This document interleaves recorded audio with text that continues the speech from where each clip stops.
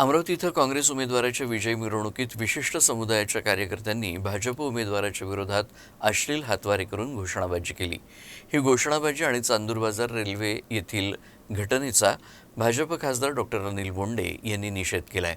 समाजकंटकांवर कारवाई करण्याची मागणी डॉक्टर बोंडे यांनी केली आहे।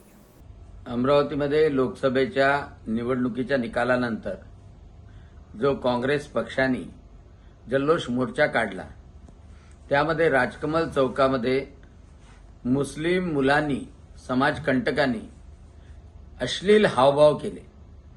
कोणत्याही महिलेला अपमानास्पद असलेले, सगळ्या जनतेला लाज वाटणारे आणि भडकवणारे अश्लील हावभाव या मुस्लिम समाजकंटकांनी केले। हीच लोकशाही अभिप्रेत आहे का यशोमती ठाकूरांना? हीच अमरावतीची संस्कृती अभिप्रेत आहे का?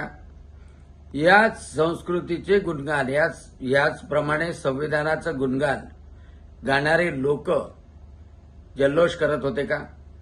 आणि या अश्लील हावभावाचा व्हिडिओ संपूर्ण अमरावती नव्हे तर देशातल्या सगळ्या महिलांना लाज वाटणार आहे, शरम वाटणार आहे। आणि त्यामुळं मी महाराष्ट्राचे उपमुख्यमंत्री आणि गृहमंत्री यांना हा व्हिडिओ दाखवला आणि तातडीनं कारवाई करण्याची विनंती केली। आज भारतीय जनता पक्षाचे कार्यकर्ते, महिला, कमिशनर ऑफ पोलीस अमरावती यांना सुद्धा निवेदन देतात आहे। एवढंच नाही तर ग्रामीण भागामध्ये चांदूर बाजारमध्ये काल जल्लोषाच्या मिरवणुकीत ज्या हिंदू महिला तिथनं चालल्या होत्या त्यांना मारहाण करण्यात आली। म्हणजे हीच यादवी यशोमतींना अभिप्रेत होती का? आणि म्हणून या सगळ्या समाजकंटकांवर कठोर कारवाई केली गेली पाहिजे। हेच अशांतता निर्माण करणारे तत्व काँग्रेसने पोसलेले आहे आणि त्यामुळे यांच्यावर तातडीनं कारवाई केली पाहिजे। आणि नेत्यांनी